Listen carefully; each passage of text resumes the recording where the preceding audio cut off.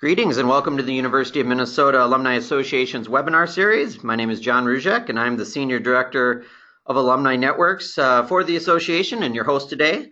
Thanks to all the alumni and friends who have made time to join us live today. We really appreciate everyone taking time out of their afternoon here to join us. And we got a great conversation coming up today. I think it's going to be free-flowing and, talking about making the leap either from academics or from another career industry and how sometimes selling your skills can be tricky. And so we're going to be hearing from webinar presenter Sarah Langworthy and a couple of panelists who are going to be reflecting on how you can translate not only what you know, but also what you can do to fit those real world job applications. So we're very excited. Today's webinar is part of an ongoing free series being offered by the University of Minnesota Alumni Association, where we're having conversations with experts about career, life, and learning topics. Since we launched the series 2 years ago, we've had over 4,300 alumni and friends join us live and nearly 11,000 YouTube views of our growing webinar library. Initiatives like this are made possible in part by our Alumni Association members, so thank you. And if you're interested in joining the Alumni Association, you can check it out at umnalumni.org/webinars.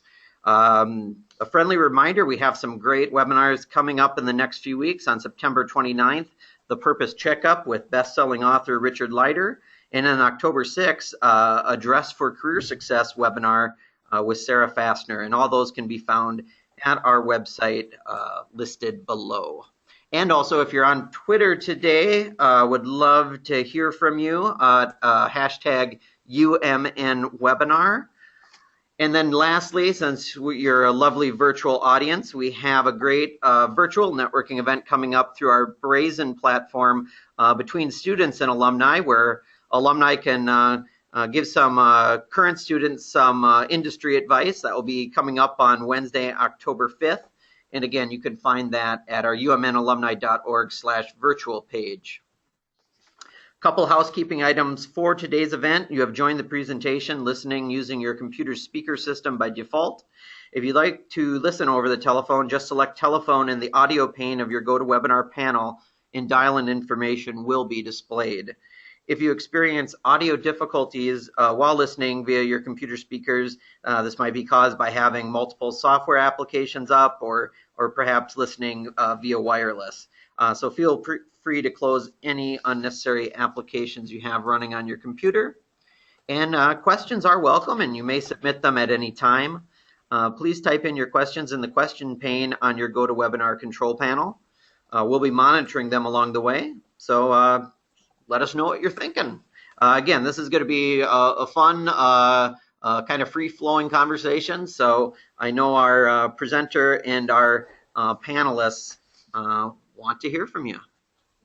And it's my pleasure now to kick it off to our main presenter, Sarah Langworthy, who's an educator, author, and consultant, and awesome YouTuber. Check her out on YouTube. She's got some great content up there.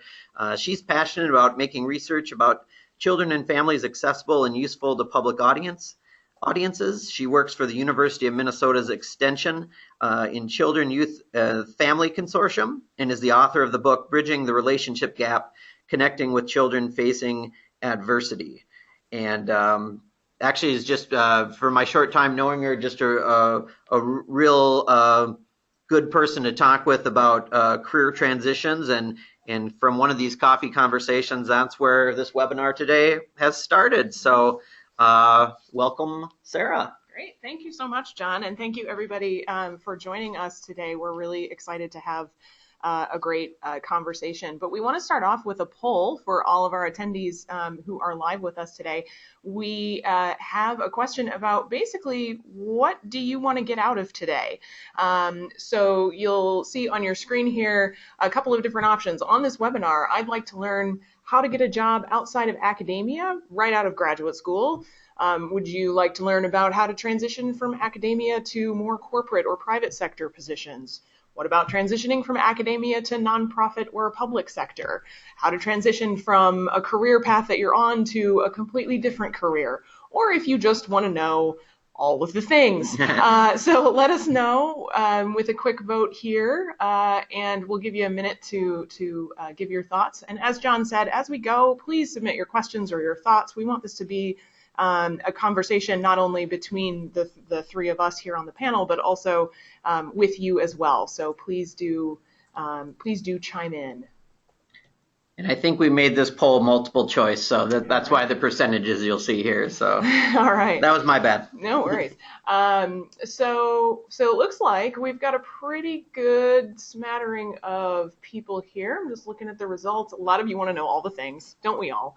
But a lot looks like looking for advice on how to transition from one career to another, and then some looking for jobs outside of academia, right out of grad school. So this is great. We've got a lot of things we want to talk about today that cut across multiple sectors, and I think there's a lot that our panelists as well will share from their perspectives that would be great advice and great ideas and tips and strategies for people kind of across the board. But we will try to tailor our conversation to some of these topics specifically as we go. So I'd love to give the panelists an opportunity to introduce themselves. And so first we have, there we go. First we have Tiffany McKenzie, and then I'll also ask Bobby to also chime in. And basically we'd love to hear a little bit about your background and where you are now and how you got there. So Tiffany. Thank you so much, Sarah, and thank you, John, for the invitation to be on the panel today. This is really an honor to be here as a University of Minnesota alumna. So I finished my PhD in pharmacology here in 2013, and it's been going on almost 4 years since I finished my degree, and I am now very happily employed as a medical science liaison in the pharmaceutical industry. And so I really found my fit in small pharma. So I really like that culture and working in infectious disease. So working on a novel antibiotic, and our first indication is going to be for community-acquired pneumonia. And so I'm really passionate about that. And so I've just been with Sempra for a few months, so still in the honeymoon phase. Prior to that, I could not have landed that job right out of graduate school. I really needed some other industry experience. And so for almost 3 years, I was a scientific affairs manager in the diagnostics industry, so working for Diasorin. Actually, we have a manufacturing site right over in Stillwater, Minnesota. Our headquarters were in Saluggia, Italy, near Torino, so I got to go over there a few times and practice my Italian. So now job perks. Mi chiamo Tiffany.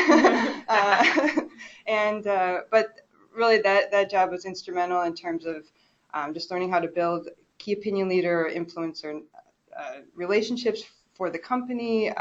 Working in scientific affairs in terms of building community-sponsored studies, investigator-initiated studies. I know Sarah points to this later in the slides, but you really got to learn the lingo so you can really effectively communicate both within your organization with internal stakeholders and external stakeholders. And I absolutely fell in love with that line of work. But I also did not land that job right out of graduate school. I did take a contract job, a 3-month contract job as a medical writer at Medtronic, just within a couple months of defending my thesis. And so it just one step at a time, but always, keep building on your previous experience. And I'm really enjoying the journey. Good. And Bobby, would you go ahead and introduce yourself and talk a little bit about your career path thus far? Absolutely. Thank you, Sarah. Thank you, John, for allowing me to be a part of this. And thank you to everyone that's on this webinar right now and spending your lunch hour with us. I'm doing the same thing. I'm in a conference room here at work. So just a quick background on myself. I graduated undergrad in 2005. So over that 11-year period, just 1 year at a local ad agency out in Arizona, and then I spent 7 years in the Marine Corps as an infantry officer, and then upon getting out in 2013, I became a gopher in 2013 and did a full-time MBA program at University of Minnesota, and I've now been at Land O'Lakes for the past year as an associate marketing manager. Great, thank you. So as John mentioned, my name is Sarah Langworthy, and I'll just give my brief background in terms of where I've been and where I am and where I hope to go. My background is in child development. So I received my PhD from the Institute of Child Development here at the University of Minnesota about 5 years ago now. And currently I'm with the University of Minnesota Extension's Children, Youth, and Family Consortium in kind of an academic light job. So it's not a typical tenure track kind of position. Extension really works to connect the university to community and serve as a major portion of the outreach arm of the institution. And so a lot of the stuff that I'm doing on a day-to-day basis isn't the traditional sort of research and those sorts of things that I was trained in graduate school. And so I've had to think a lot about how to adapt my skills from that environment to a new place. And so I want to shift the conversation a little bit, and we've kind of framed this around a couple of different big questions that we've gotten over the years from people about how do I do this? How do I go about getting a job outside of academia? How do I go about making the leap or making this big transition? And so one of the things that was really hard for me when I first started this thought of how do I get a job outside of traditional academia was this question about, well, I study this tiny little niche topic in my research. How can that be applied to something outside of this very narrow field? And so I had to think a lot about it's not about what I studied, but the skills that I learned throughout the process. And understanding that it's not always about all the papers and things that you put on your CV, but it's about the things that you did along the way that got those papers on your CV, right? It's the process of learning and researching and those things that are really key and really important skills that employers are looking for. So for those of you who are graduate students or who are just out of graduate school, think about your experience as a graduate student as being job experience. A lot of times you'll have employers who just say, well, you just got out with your PhD, you don't have any job experience, which, okay, yes, but at the same time, framing your experience in graduate school as a skill building time where you learned a lot of different things, it can be really helpful. So it looks like we've maybe already got some comments coming in, but what I'd love for you to do is respond to this question we've got on the screen and put your responses in the chat box. As you think about the skills that you gained in graduate school, what are those? And I'll have Tiffany and Bobby weigh in here on what are those things that go into working in a research lab or publishing papers or doing your MBA that you think translate really well into the job world. How do you think about that transition? Well, I'll go ahead and start. Yeah. So I would say some really key skills that are pretty applicable across different positions in different industries would be being a cross-functional team player. And so meaning, as a scientific affairs manager at Soren, I collaborated with the regulatory affairs director, with the medical information department or complaints, speaking with customers. I did collaborate with commercial, but in a compliant manner. I could not go visit customers with them, but if somebody had an in-depth question, like especially an off-label question about our product, I would answer that question, and the marketing manager or the sales associate could not answer that question. So just showing that you're adaptable and that you can communicate with different departments within the organization. If there's a meeting with multiple people in a room, you can summarize some key deliverables and act on those and follow up on those. I mean, those are really valuable skills that I think kind of across different positions in the industries, it's very helpful. Mm-hmm. And I would agree absolutely with what was just said. I mean, even in grad school, in a 2-year full-time MBA program, it is organized to really push you on what you can learn. But even in that academic setting, even though you might be on taking the classes, your ability to be a project manager is absolutely critical. You only have X amount of time per day, per week. with all these deliverables. And on top of that, it's not just yourself. You are working in teams. And so your ability to be a team player, to rotate that leadership role, to not only be a leader but also a follower, is very important, and all driving towards kind of a problem solver. So exactly what Tiffany said, problem solving is just a key thing that I learned, and even though I did that a lot in my previous work experience in 7 years in the Marines, that you become very adept at just figuring out a way to get it done. But when you're even in an academic setting, figuring out what's the test going to be covering, or what's this project, and then figuring out, using a team of 5 people from extremely different backgrounds, how can we all contribute effectively, sharing that responsibility, resolving any conflict that arises, and then delivering on what needs to get done, whether that is a paper or a presentation. So there are also all these other student organizations that I cannot say enough about how much those can develop you as an individual, as a leader, to help develop those soft skills that you might not be aware that you're even delivering on, and that you are developing over that 2 or 3 or 4 year period of time. So the expectation that you're a different person when you get out, and being able to speak to that is just a great thing that this academic environment enables you to do. I think that's a great point, Bobby. And it's funny because we can reflect back on it and identify those things that we learned along the way. It's often harder when you're in the midst of it, but we've got people commenting here in chat. Thank you, and keep sending in your ideas for this question. But we've got people highlighting things like teamwork and communication skills, project management skills, as both of you identified, data analysis, how to learn and adapt on the fly, critical thinking, working with a variety of agencies. That's a great point, especially if you're in a position in graduate school where you're connected to lots of different projects. You might get perspective into a lot of different ways of inner workings of how things operate.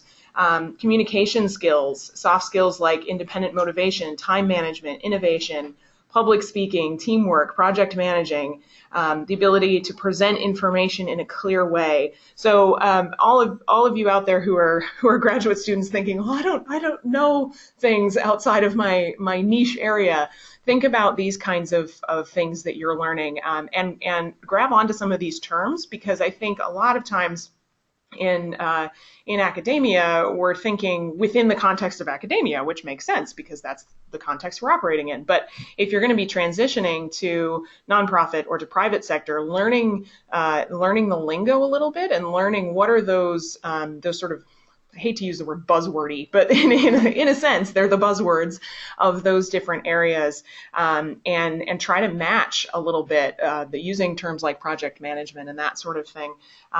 Though you may not think of working in a research lab as project management, that is actually what it is in a lot of cases. Writing, problem solving, reviewing, I love this, figuring something out that you're clueless about, and finding resources needed to solve problems. I think that's a really great point too, that problem solving is really what you learn to do in a lot of graduate programs. You're confronted with very complex challenges and problems, and so you really have to go into, how do I make this work? How do I fix this? And I think that's a great thing to be able to think about when you're preparing your resume, or when you're preparing for a job application as well. You want to help an employer solve a problem. At the end of the day, that's what they're looking for, is somebody who can help them solve a very specific problem. A good interview buzzword for that, when you have no clue what you're talking about, but you're finding new resources, is being entrepreneurial. Oh, yes. I built on that. And definitely in the lab, you're starting an experiment. I've never played with these cells, or Right. I treated them with this drug. I don't know. What do I do? Yeah. So, but Yeah, that's a great point. The other thing that I would say is that in a lot of graduate positions, especially in research labs, but in other positions as well, you're usually in a position where you're mentoring some other students, or at least collaborating with other students, and that's a huge thing in any position. Being able to work well with others and collaborate, but also thinking about what we might call supervision of maybe undergraduate students or something like that in the lab is really about mentorship and teaching. You're able to explain a complex process of analysis, or how to do a literature review, or whatever it is that you're having those students do. You are learning how to effectively communicate with them in a way that they can learn from. I'm going to go back to the chat here because I think there's some more great questions and things coming in.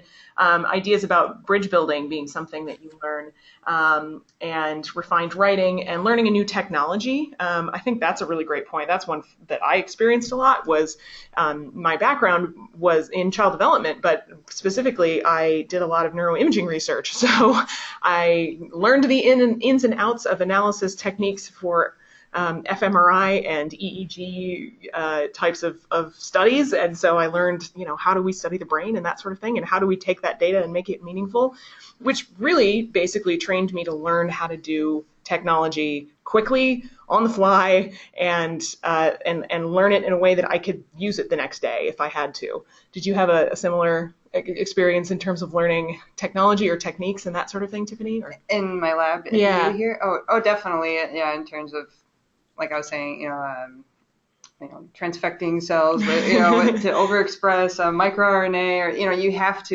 you got to generate new data for a lab meeting coming up on Friday, and it's like, okay, I don't know the exact number I need to plate here, but let's look up a couple of manufacturing protocols and being resourceful and being entrepreneurial, and managing the project and just getting as far as I can. You got to let the cells respond to the drug or to the treatment, so you then you take a project as far as you can one day. Have your deliverable. If you check in with your mentor, or let's say you're mentoring an undergrad, you check in with them, like, how's that going? How did that go for you? And just always being able to move the project along as far as possible so that you can relay to the PI, principal investigator, at that lab meeting. Even if you weren't successful, at least you can communicate what you did and that you're doing your due diligence to explore this question or this hypothesis. I mean, those are very awesome skills, and they show that you're super motivated. That's another word I've been seeing here. Yeah. That I've seen a lot of employers. People get comfortable and they're just kind of like, oh, I'll do what I need to hit my metrics and I'm cool. But if you have energy, man, we're fresh out of the U. I mean, we have the best, most updated education. Like, sell that. Yeah, that's true. I want to highlight, we've got a really great question coming in from Emily, who says, though all of you emphasize your transitions, you're all more or less in positions that are related to your field. So what about those of us in really narrow fields like mid-20th century Hindi Urdu short stories? Those of us in fields that are seen as quote-unquote light fields already have a hard time being taken seriously in a science and social science focused job market. Do either of you guys have thoughts on that? Not to put you on the spot. That is a big question, Emily. I'm remote, so I'm not there to read it, but just from Sarah's description, Emily, I had to take an experience of 7 years understanding that what I was about to go into, call it the business world, was a completely different environment, a huge shift. And so I had to basically figure out, almost take a piece of paper and pencil and write down, what are all the things that I do now or used to do? What do I like to do? What are the things that I believe I'm proficient at? What are the areas that I'm interested in? And that kind of drove me towards the education that I sought in an MBA program. And then I had to go through that same process within my first couple months at an MBA program to figure out then what field do I pursue, what best aligns with my skill set, but also what am I interested in? Knowing that I didn't know much about marketing, truthfully, when I went into the MBA program. And in the 2 years of school, while I specialized in that area, I knew a lot of it is you have to learn on the job and while you're here, but I was able to leverage those things I was interested in. So and then to get here physically, to have this job, to be here, took a lot of networking and an effort there. And I know we'll touch on that more as this webinar goes on, but and I know I'm being broad here. I can't speak to your specific field, but I know that is super niche, that is super specific. Any way that you are able to figure out what is it that you enjoy out of what you do now, what are those skills that someone has to say, wow, that individual has a specific skill set, but also it fits in general with what we're looking for here. So any way that you can, match point A to point K, even though there's going to be a bunch of stuff in between, like Tiffany's example of how she kind of moved around different jobs, and I would say the same for myself.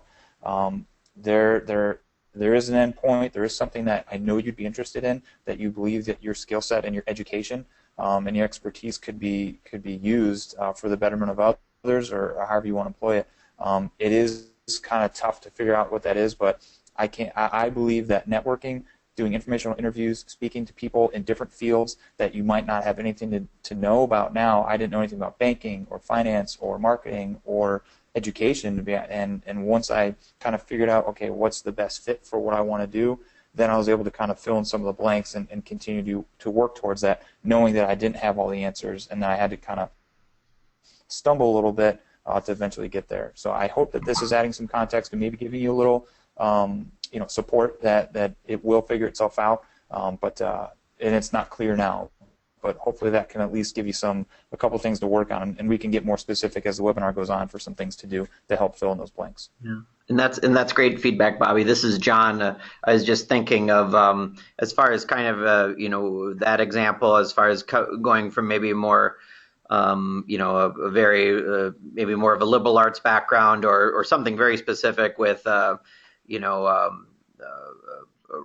this writing degree, but like just trying to think of those, like you were saying, some of those core elements that make up the the things that you have to do in that current, like, let's say, PhD program. So obviously the person's probably very versed at library research and writing, and those are things. Again, you're not going to turn that job into becoming a chemist, but if there's other positions, whether it's in corporate or a nonprofit, where you can take that skill set of organization, writing skills, research. I mean, there a lot of different places have researchers, as far as like just even thinking here, like in nonprofit or in higher ed, sometimes they have researchers in development offices where they'll do research on potential donors or things like that. But I think it is crucial as far as just trying to think of your skill set, and then like many of our presenters and panelists have said, doing those informational interviews to have those people help connect the dots between your skill set and where you want to go. It's not going to be a clear path right away, but it's starting to work on that, and then just trying to figure out like the language that you can use then in cover letters and in interviews to help that make sense. I just want to highlight, we've got a couple of comments in the chat that are providing some great ideas for resources. Erica writes, check out the MyIDP website. It surveys your interests and strengths and matches you in scientific careers based on your percent of similarity. And then Janet writes, ONET online, O-N-E-T online, can be a great resource to explore basic tasks in a huge variety of careers. It can be a good starting point for someone that doesn't know what field they would like to use their skills in. So that's onetonline.org, apparently. So definitely recommend checking out those resources. And if you have other ideas, folks who are listening in, please let us know in the chat box as well. Given the conversation and where we've been headed, I want to move us forward. We've had some of these questions about how do I find non-academic jobs? Where do I start to look? How does this even begin to happen? Bobby, I want to echo what you described a little bit in this idea of expanding your worldview. So often when we get trained in a specific area, our worldview becomes kind of narrow. We become very focused on very specific research questions or very specific little niche areas of our fields. And so one of the biggest things I think is stepping back and thinking a little bit about what are you interested in general in the world, right? Like what's on your Facebook feed that you find really interesting or that gets you fired up, or what news articles are you reading that you find really fascinating, or are there, blog posts you're stumbling across that just make you think differently about the world? What are those things that get you energized? And asking yourself some of those questions about, what am I really interested in? Because sometimes in the mire that is graduate school, you get a little bit worn out and a little feeling like you don't know where you're going next. And that's all normal.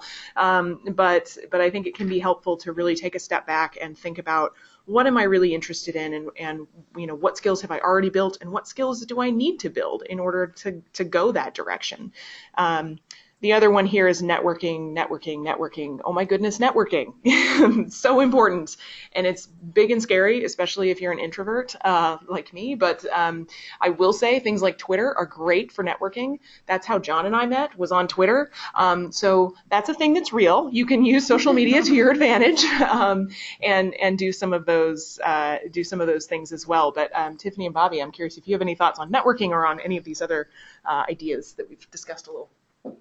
Oh, definitely. So I will for sure echo what you said, Sarah. Using social media to your advantage. I would also add LinkedIn was incredible resource for me, and I really learned how to master that.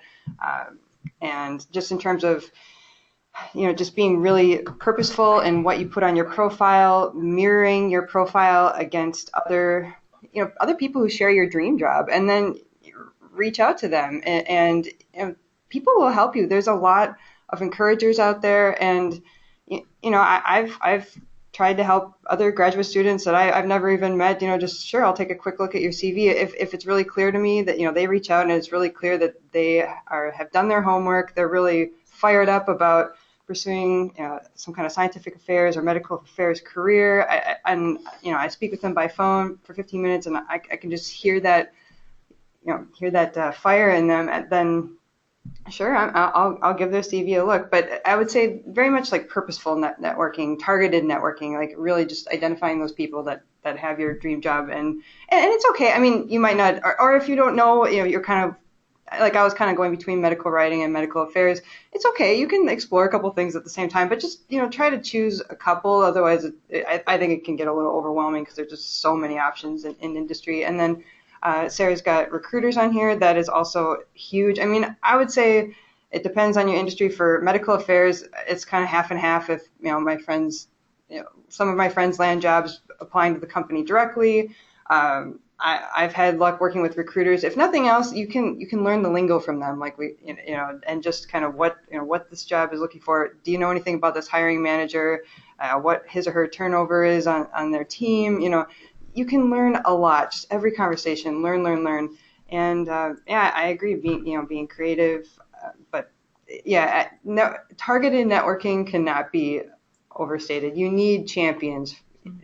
Just anytime you're getting ready for that phone interview, that in-person interview, you need any tips you can get on EQ of people you're interviewing with, mm-hmm. Just what they're looking for. I can't stress that enough. Mm-hmm. And if I could chime in as well, all points said thus far are absolutely applicable. From the perspective of the guy that went through an MBA program to get to full-time employment, like I said before, I knew that what I was doing before, I needed to learn some new skills, and I wanted to go back to school to study certain things. I was very interested in developing a broader skill set, leveraging some of the soft skills that I had developed. But I cannot say enough about that second bullet of network. And there has to be a balance to Tiffany's point. So in order to understand where I wanted to go post-MBA, field-wise operations, and now we're getting a little bit more specific, and hopefully this translates to some of you that are either in school now or shortly out of a graduate or PhD program, if this is where you are in your job search or your life stage. Doing those informational interviews were key to me understanding what actually happens in those fields. And so I was full bore going towards a certain career field in operations based upon my previous background. That's what I got a lot of feedback on in my preliminary research of going on websites and reading what other individuals had done. Once I started to actually meet people and understand what they did in practice, I knew that was no longer what I wanted to do. And that was a learning that, even though it was tough because I had to change course within a couple months period of time, where the getting an internship in a full-time MBA program is a very key component of the educational experience and helps get the job on the back end. I was behind the 8 ball, so I was a full month and a half, 2 months behind everyone else that had already started. But those informational interviews were crucial, and the way to get there is through a warm connection, is what they're, I guess, called in the industry. If we're going to keep the buzzword thing going, So either having a career coach give me a name to connect to someone, just meeting people in the program, yes, as a gopher, being an alumni and connecting one another. I mean, this is the point of why, the 100 of us are on this call right now. This is how you can engage with each other and support one another in this effort. And so just an introduction is all you're looking for. And yes, they're taking a chance on you on that relationship, but I just asked for a name, and someone was able to provide that, meet them, and then at the end of the conversation, I'd say, is there anyone else that you think I should speak to?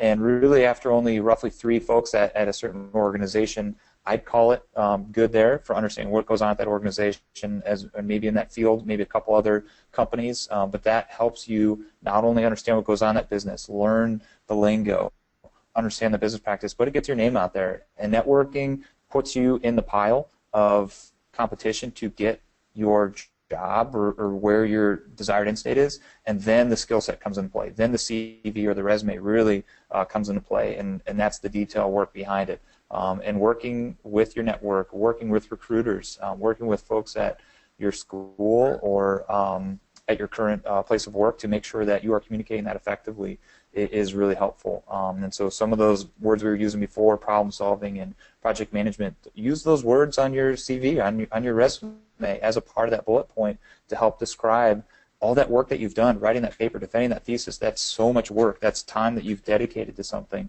and there's a way to communicate it. So the networking piece gets you in the door, and then you can close the deal with your expertise and the way in which you communicate yourself. Those are great points. I just want to chime in and add a couple things about networking. Networking does not always have to be going to a giant cocktail party and having to go up to somebody and be like, "Hi, my name is, will you give me a job, please?" In fact, I recommend you don't do it that way. There are a lot of different ways to network with in ways that we don't always think about. So even talking to your friends about what do they do on a daily basis? Who do they know? What are their fields of interest? Just, again, this whole idea of expanding your worldview and getting a better sense for who you're connected to naturally. Who are people that you went in classes with, in other departments or other colleagues that you've made along the way, and asking them some questions about what do they know about a particular field or that sort of thing. That's kind of a safer way to begin that networking process, and you'll be amazed how often people are willing to go to bat for you and who are willing to say, "Oh yeah, no, I can connect you to so and so." If you're able to find some of those people who are a little more entrenched in the field or in the area that you want to go to, and you can reach out to them and ask some questions, it just takes 1 or 2 of those people to say, "Oh yeah, I can connect you. I can, open some doors for you," to kind of get your foot in the door, as both Bobby and Tiffany have addressed here. There's also, John is showing a piece of paper to me that says linkedin.com/alumni as another great resource and place for people to kind of make connections online. I alluded to earlier, I am much more comfortable networking on Twitter than I am in person. And so, often that just means being friendly, but not being spammy. So, I don't recommend sending somebody direct messages all the time, being like, "Hey, can I talk to you? Hey, can I talk to you?" Yeah, don't do that. But just be friendly. And if they have really great content that you think is interesting, share that on your platform and sort of make those connections that way. Chances are you may have something to offer them that they might find useful, and you can kind of build that relationship that way as well. And then some people in chat have also been emphasizing this as well, but the being bold and asking for informational interviews is really important. Tiffany, you talked about this a little bit. I'm wondering, can you talk a little bit more about what is an informational interview, what isn't an informational interview, and how do you go about that process of sending the scary email that says, "Hi, can I meet with you?" Certainly, Sarah. So I would say it all starts with, reaching out and being bold. I completely echo that. And so one way to do that might be, sending a quick email to a colleague from your PhD program, or reaching out to somebody that's local, via LinkedIn or something. I would say a few key points. keep it short and sweet. You know, you want to be respectful of everybody's time. So really, write out what you want to say and then just distill it down as much as you can. Just introduce yourself and be really clear why you're reaching out. Say, wow, I'm really impressed by your background, and I'm really passionate about oncology, and do you think you might be available, to briefly, answer a couple of my questions via email, a brief phone conversation, or, I see that I think we're both in the Twin Cities area. I would love to meet up for coffee, or maybe bring that up later. I mean, and always give them an out. Don't be like, oh, I expect like an hour of your time tomorrow. I mean, it's like, it's hard for me to do that even for my mom. Sometimes it's my mom, so if it's somebody you're just really trying to build a relationship with from scratch, just really, start. I think, suggesting a 20-minute phone call within the week is pretty reasonable, and like Sarah said too, it's beneficial and it's rewarding for me to see people that I extended a hand to succeed. And hey, I mean, I have worked with several individuals at my job at DSORN that I worked with at another startup company right up between undergrad and grad school. I worked at Axis Genetics as an R&D scientist in industry prior to going back for my PhD. And my point is just, it's a small world. And so you end up working together with people that you've helped or they've helped you. And so, again, it's just, I do believe in career karma that way, that, just, I do want to help you, but I mean, I'm consistently reaching out to others too, but yeah, I would say just keep it sweet, keep it to the point, give them an out, and to Bobby's point. So let's say you're catching somebody at a really bad time, they're moving and they're having a baby, and, and just say like, if this isn't the best time for you, do you have a colleague you might refer me to? That's always like a really professional way to transition, but just always try, and every time you're reaching out, try to bring it to the next level, to like either connect by phone or connect with a colleague. Just try to keep having as many of those meaningful conversations as you can.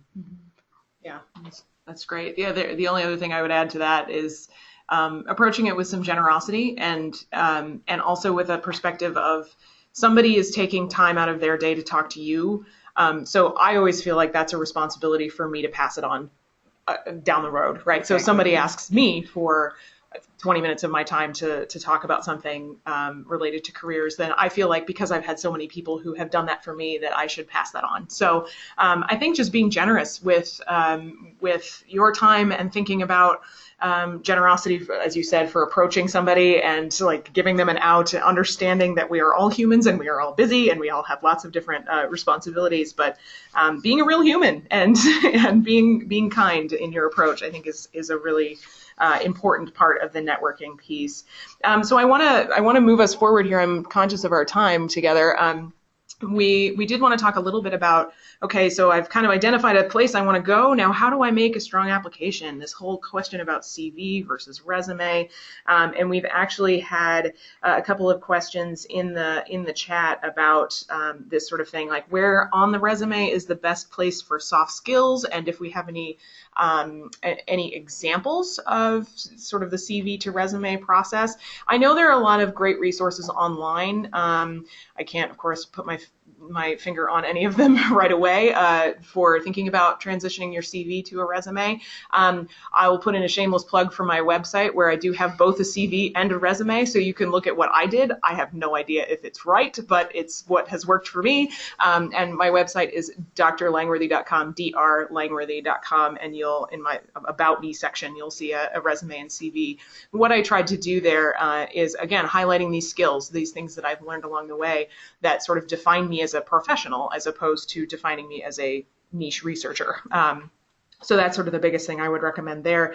But we've talked a lot about this idea of matching the lingo.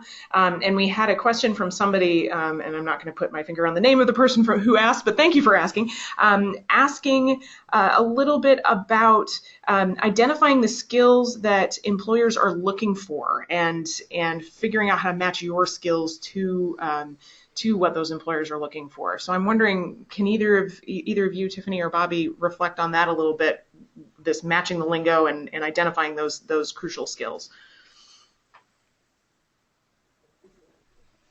Sure, I'd be happy to. Yeah, I can go. Go for it, Bobby. Okay. I can speak to the resume piece, not the CV, but to drive at Sarah's point, and I know we've talked about it a couple of times now, the informational interview. So by doing those efforts, you are understanding what those people do in those fields. And again, this can be a conversation with friends. This can be a conversation with work colleagues. This can be a kind of a quote-unquote formal informational interview request where you have emailed someone that you got their name and their email address, you've requested their time, and you get 20 minutes, and as you show up, you're prepared with your questions. Make sure some of those questions address, what are the top 3 things that you do, or what's the most rewarding part of your job, or what have you seen be the the most critical skill that enables success here, something along those lines. I know some of those are pretty cookie cutter, but as you feel this person out, just kind of understand like who are they and why do they enjoy what they do. That can help kind of fill in the intangible, and that's really kind of the key piece as all of us or the folks on this webinar. You're looking to figure out what that next step is, and you're trying to take your intangible skills and interests and capabilities and make that tangible and putting it down on paper. And so by meeting with these folks, by going online, thank goodness for technology, so you can go on and look at the company website.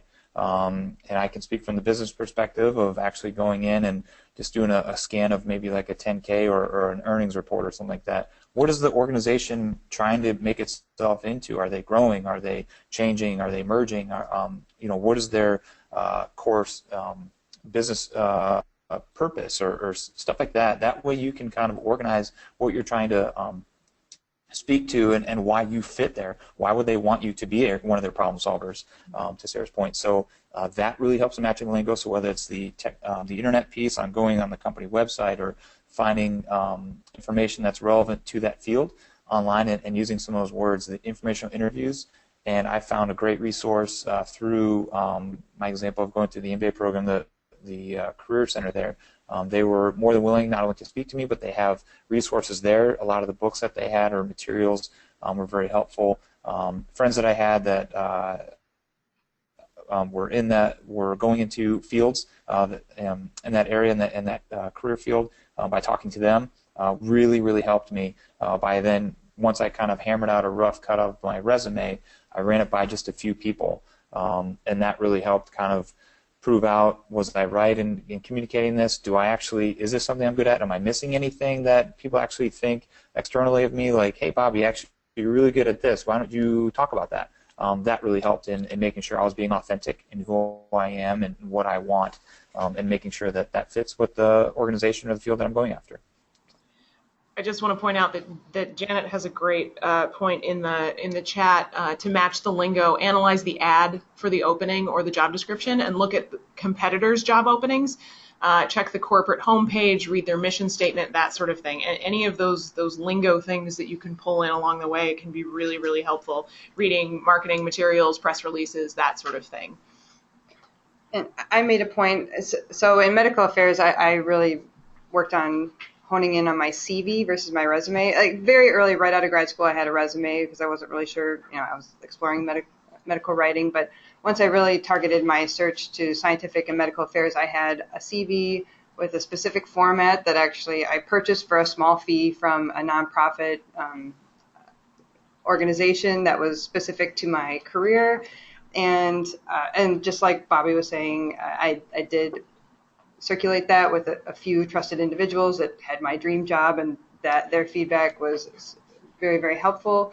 And I also really like what Janet's writing in about doing your due diligence about the company before you walk in for those informational interviews, and especially before those phone interviews, and absolutely before that in-person interview. If you're not motivated enough to look at the recent press releases that they just, that this pharma company now has an AdCom date or PDUFA date, or that Medtronic just had a 510K clearance of a new device. Like, if you don't even have that motivation right when you're presenting yourself in the interview, like, how are you going to find that motivation after being at the job, on the job for a year or two? So, and these are really, and you become more efficient at it over time. And then one more tip about the lingo. So I had a section at the top of my CV of just some core, some quick bullets of my key skills. And I made a point anytime I applied for a job that I was really interested in and fired up about, I made sure to match at least a few of those lingo words. Like if they're really looking for oncology experience, chemotherapeutics resistance or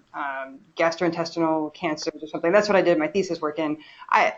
You don't want to plagiarize entire sentences in your mission or whatever in your motivational statement at the top. Like that should be authentic and genuine in you, but absolutely you should copy a few keywords. It shows that you're really trying to align your background and just approach this whole process with, instead of, what can, employer or person I'm having informational interview with, like, what can you offer me? No, it's what can I offer you? This is what I have to offer. I think it could match this and this and this. Like the more effort you put into that, the more success you'll have in landing that next role. Mm-hmm.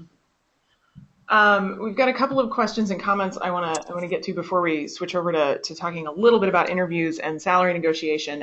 One of them is a question about publications and using oral presentations or posters as publications. So I'm guessing this is in reference to a CV specifically. Usually in a CV, what you can do is separate those out into separate categories. So you have your written papers that are your published papers, things that are published in scientific journals and that sort of thing. I also have a number of things that are not the traditional academic peer-reviewed publications, but they still appear on my CV. I think they're in a different category. I don't remember what I called it, but usually I denote that those are different things. You do the same thing with presentations. It can often be helpful to address that in separate categories as well. And the other question that I want to make sure we get to is a question from Alyssa, who says that she spent a year living abroad and has taken some time, or a few years maybe, living abroad and has taken some time away from the job world, and asked if there are any suggestions for skill translation for a person who's looking to relaunch a career after taking a break, and or especially for somebody who's lived overseas. Tiffany or Bobby, do you have any thoughts on that? I personally haven't taken a significant break in my career. I mean, I was unemployed for a couple months right after I defended my thesis because I was just really set on launching into industry, and then I think right out of undergrad too, I did my undergrad at UW-Madison, so I was moving back to the Twin Cities metro area. I had like just a month break. So I will say, it is maybe a little daunting, like, oh my gosh, I'm trying to interview and I don't have a job. So I would say just really walk in with that attitude of like, I am bettering myself. You living abroad is huge. That says so much about your character. I studied abroad in France. I worked abroad quite a bit in Italy. With my previous role. And so when I was interviewing for that role, I really highlighted how international my lab was here at the U. I said, I was the only Midwesterner on the floor. I think everybody was from, all my colleagues were from India. There were surgical residents in the lab, other PhD students, postdoctoral scholars. Everybody was from either, 90% of us were from India, China, Brazil. And so, if you can communicate those, really complex qPCR, relative gene expression changes, at lab meeting, and you can move forward on a project and get that publication, if not published, at least put it as a work in progress. It's okay. You don't absolutely have to have it published. I would, highlight that you're presenting at posters at national, international conferences. I would just really highlight those soft skills that you can put yourself out there. You're bold, that you can work across cultures. Those are really adaptable skills. Mm-hmm. Yeah, we've got a couple of people in comments saying, you did more than sightsee, I'm sure. You learned a lot and did a lot of things. So there are skills there. So again, thinking about what are those skills that you learned in living abroad, and emphasizing those as well. We've got a question about, I came as an international student and I'm now looking for a teaching job after PhD, but I don't have teaching experience in the US, and how to deal with that gap on the CV or in job interviews. I think some of it is how much emphasis does the job position you're applying for emphasize teaching skills? I mean, is that necessary? And if so, that maybe doesn't play to your strengths as much as some other positions might. You should also look for opportunities to grow those skills. You know, it sounds like you had them, or you did a lot of that internationally. I think that translates quite well here, and emphasizing that is a skill that you've gained as well. Just looking here, we've got a couple of other questions. Let's see. Oh, any thoughts on whether or not employers look down on leaving a PhD program early? Oh my goodness, what a loaded question. Thank you, Doug, for that question. You know, I've had a lot of conversations with colleagues. I've had a couple of colleagues who did leave their programs early, and they are much happier for it. So the thing I will say about grad school is that it's really hard. And I don't, it depends a lot on the employer and a lot on the industry or area that you're going into. But, I think emphasizing the skills that you have learned in graduate school and understanding it's not always about the letters behind your name, especially in industry or in nonprofit, it's much less of an emphasis than it is in academia. So focusing on those skills. One of the resources that we'll show here on the next slide in just a minute is a woman by the name of Jennifer Polk, and she's a career coach. Her website is From PhD to Life, and she talks a lot about this transitioning from a PhD into real life job situations, but also the struggle of figuring out, should I stay, should I go, what does that mean for me, those sorts of things. So I would definitely encourage checking that out. Given the time, I don't think we're going to be able to dig much into interview basics or salary negotiation, which I kind of figured would be the case, but I do know that you can find lots of great resources that talk about things like that on the UMN Alumni webinar series. I know people have talked about that before, and will continue to talk about that. So I would just encourage you to continue to be on the lookout for opportunities with the U of M Alumni webinar series, as there's a lot of great things. And so here are some resources. I'll leave these up for just a minute. So the From PhD to Life is that first one that I just referenced, but there's a lot of other great stuff here that can kind of help you get started. And I'm kind of jealous of all of you because there was not this much online about how to make these transitions as there is now.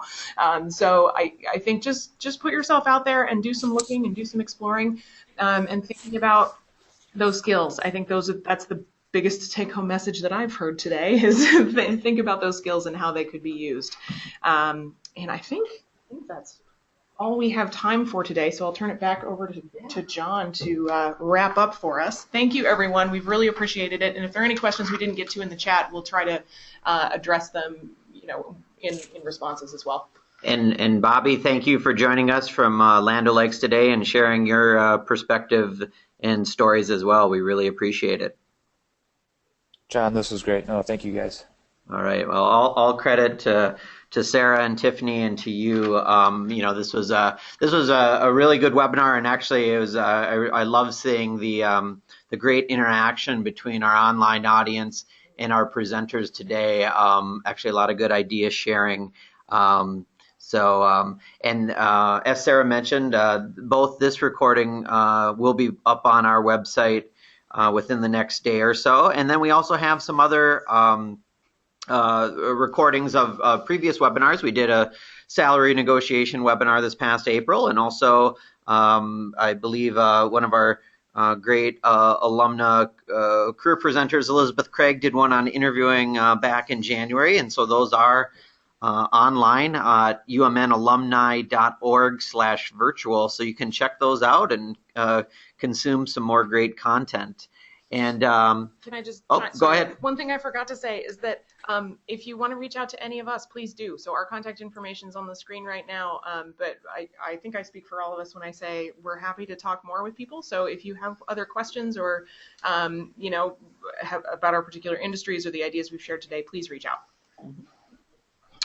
And thank you so much for that. And just in closing, members of the Alumni Association make initiatives like this webinar series possible. So thank you once again. And because of our members, we can enrich the lives of alumni, support student success, and make a better University of Minnesota. And if you're interested in becoming a member, you can learn more at umnalumni.org/membership. And that's the conclusion of today's webinar. Thanks again for joining us and being one of the great active alumni and friends, 466,000 worldwide, of the University of Minnesota. Have a wonderful day.